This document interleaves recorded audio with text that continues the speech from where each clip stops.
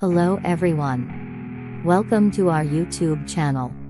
The World Times News by AI. So let's start the video. The US Congress has approved a deal to lift the country's borrowing limit, days before the world's largest economy is due to default on its debt.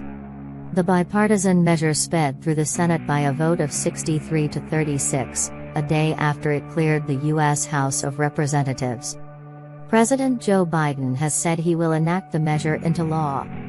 His signature on the bill will spare the U.S. from a catastrophic default on its $31.4 trillion, £25 trillion debt.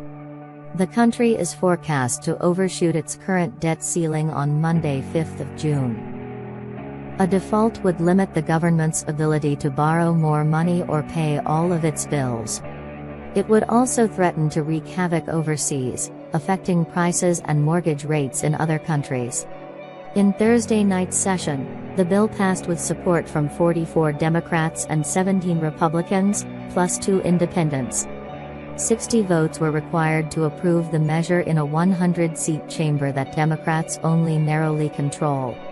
31 Republicans were opposed, including a member of the party's leadership in the chamber, John Barrasso.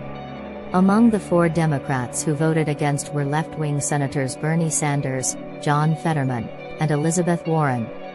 Senators first proposed 11 amendments to the debt ceiling bill, but they were all rejected in quick order, paving the way for a final vote. If a single one of the amendments had passed, the whole bill would have had to be sent back to the House, leaving little time to ensure final passage of the measure before the U.S. fell off a fiscal cliff. America can breathe a sigh of relief because in this process we are avoiding default, Democratic Majority Leader Chuck Schumer told the Senate.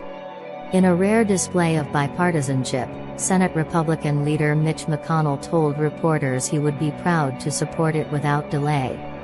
The deal easily cleared the House on Wednesday evening by a vote of 314 to 117. Some 165 Democrats joined 149 Republicans in approving it by the required simple majority.